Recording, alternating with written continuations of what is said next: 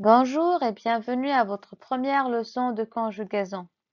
Votre première leçon est le verbe.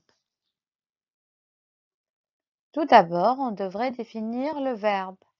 Le verbe nous permet de savoir ce que font les sujets. Le sujet peut être une personne, un animal ou une chose. Exemple, ce garçon court vite. Le verbe nous montre ce que fait le garçon. Le garçon est en train de courir.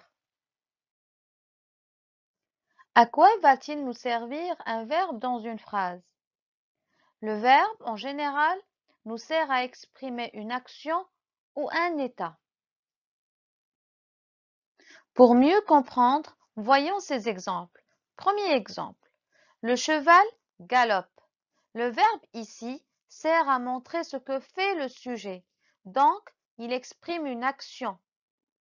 Voyons le deuxième exemple, le chat est noir. Le verbe être sert à nous montrer l'état du chat et non pas une action.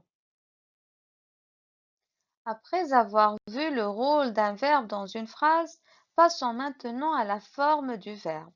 La forme du verbe change en fonction du moment où l'action se passe, ce qui veut dire le temps de conjugaison, passé, présent ou futur, et aussi en fonction de qui fait l'action, le sujet. Et là, on dit que le verbe est conjugué. Pour mieux comprendre, je vous suggère ces exemples. Un changement en fonction du temps. L'enfant joue à la balançoire. Ici, le verbe est conjugué à un temps du présent, qui est le présent de l'indicatif.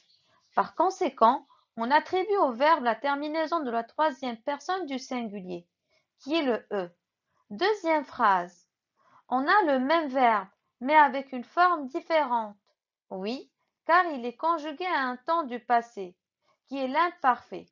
Par conséquent, il a la terminaison de ce temps, qui est AIT. Troisième phrase, le même verbe est conjugué au futur. Et là, la terminaison a changé, et on a jouera. Allons voir maintenant le deuxième changement en fonction du sujet. Prenons la même phrase. La fille joue à la balançoire.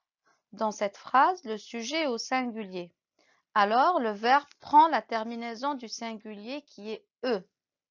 Mais, une fois le sujet au pluriel, le verbe change de forme et prend la terminaison du pluriel, qui est ENT. Le volet suivant va nous mener à la classification des verbes. Comme vous le savez, en français, on range les verbes en trois groupes. Premier groupe, deuxième groupe et troisième groupe. Pour trouver le groupe du verbe, on doit d'abord trouver son infinitif et observer la terminaison du verbe. Tous les verbes qui se terminent par ER font partie du premier groupe.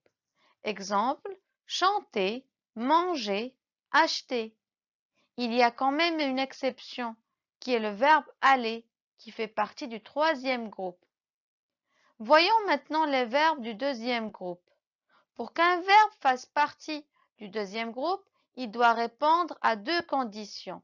Son infinitif doit se terminer par IR et on doit entendre ISSON quand le verbe est conjugué avec nous.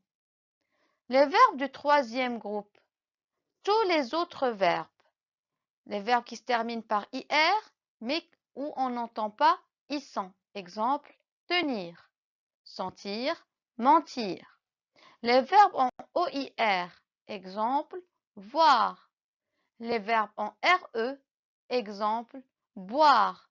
Les verbes en DRE, exemple, prendre. Et bien sûr, le verbe aller. Voilà mes chers élèves, notre leçon touche à sa fin. Je vous dis à bientôt et à la prochaine leçon.